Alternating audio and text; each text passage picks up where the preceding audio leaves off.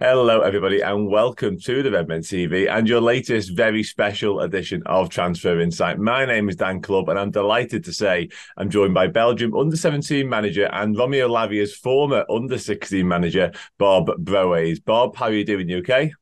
Yeah, fine. Thank you. Good man. Thank you so much for joining us. It's massively appreciated. We are here to talk about Romeo Lavia, of course, a player who Liverpool very much would like to sign, and the deal is getting closer and closer. It's been going on for a few weeks now, but hopefully at some point he does become a Liverpool player. Currently a Southampton player, of course, we should say, but let's see what the next few days bring. I mentioned at the top of the show there, you managed him when he was very young. He was under 16s level when you had him. What was he like at that age? Could you tell immediately from training, obviously the matches that you played, could you tell how impressive a talent you had? Yeah, you saw immediately that he was very talentful. So he had an excellent year under 15 with Arno van den Abel as coach. So I was following also the under 15s and had a lot of good information about him. And the first activity that we did, it was a double game against Ukraine. I saw immediately that he was talentful. I made him also captain of the team, and honestly, I can only say good words about Romeo. Yeah, Yeah, absolutely. I spoke to Arno last week. Actually, you mentioned there, he was under 15 manager. Yeah, he was very impressed as well. You said you made him captain there. I wanted to ask you about that. What was it about Romeo that made you make him the captain in terms of personality? Was he a leader? Did he lead by example? Was it just his ability? What made you appoint him as captain? yeah, it's a good question because a captain for me, it must be somebody who will be in the team until the end of the cycle under 16 under 17. As you know, national youth team coach is not the same as a club coach.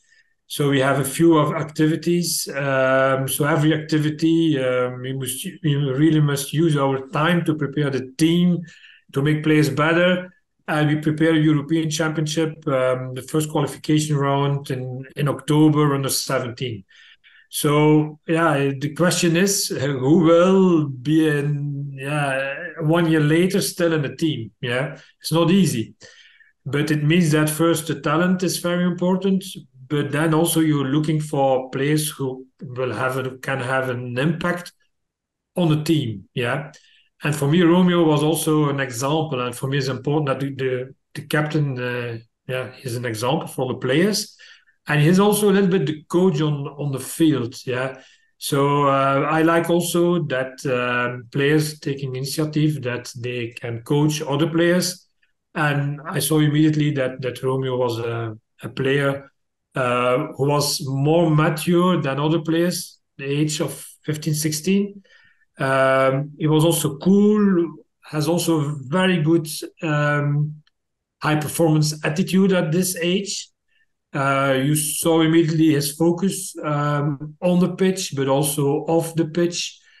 So he could inspire players, and for me, he was really also an excellent captain. In the short period that I worked with him, as you know, there was on COVID, so he came only twice. We a double game against Ukraine, and we played also a tournament in France where we played 3 games. Mhm. And then it was over due to COVID a little bit. It was a pity for me because we really prepared the under 17s. It was also a very good generation, 2004.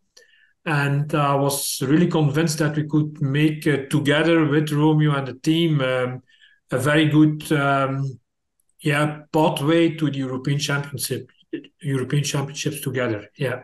Yeah, absolutely. I mean, Belgium have been blessed with some talents in recent years and still are, of course, and Romeo is one of them.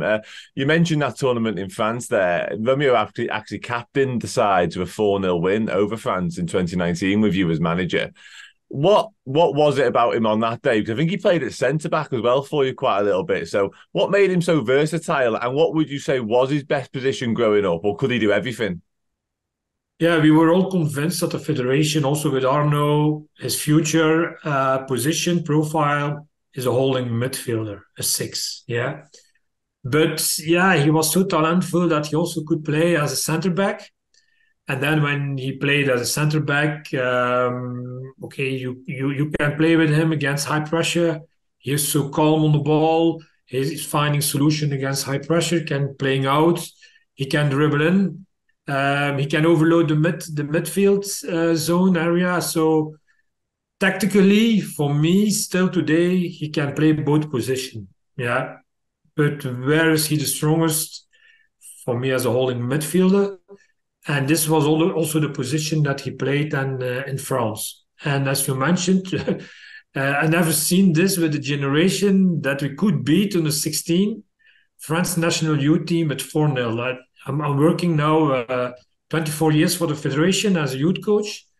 So never we were able to beat France, but with generation 2004, could believe my eyes, 4-0 after 80 minutes. What's happening? Yeah, and maybe also of the important role that Romeo had in this game as a holding midfielder, like he was the metronome of the team.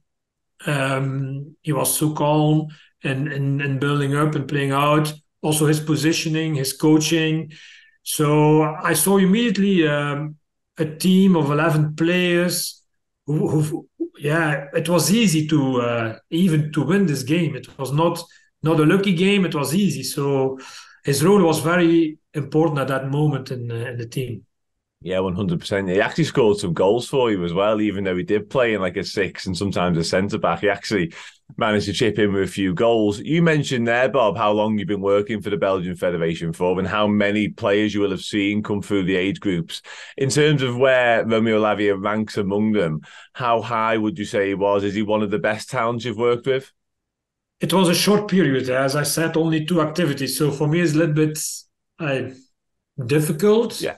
But okay, now we are some years later. It's clear that he's one of the most talented players, and I had also the impression that he was very talented. Yeah, Mm-hmm. it's always also dangerous and difficult to compare with other players that I had. So I worked with Eden Hazard, who was for me maybe one of the most talented I had, but also other players. It's difficult to compare, but yeah, he convinced me immediately at the moment that he was under 16.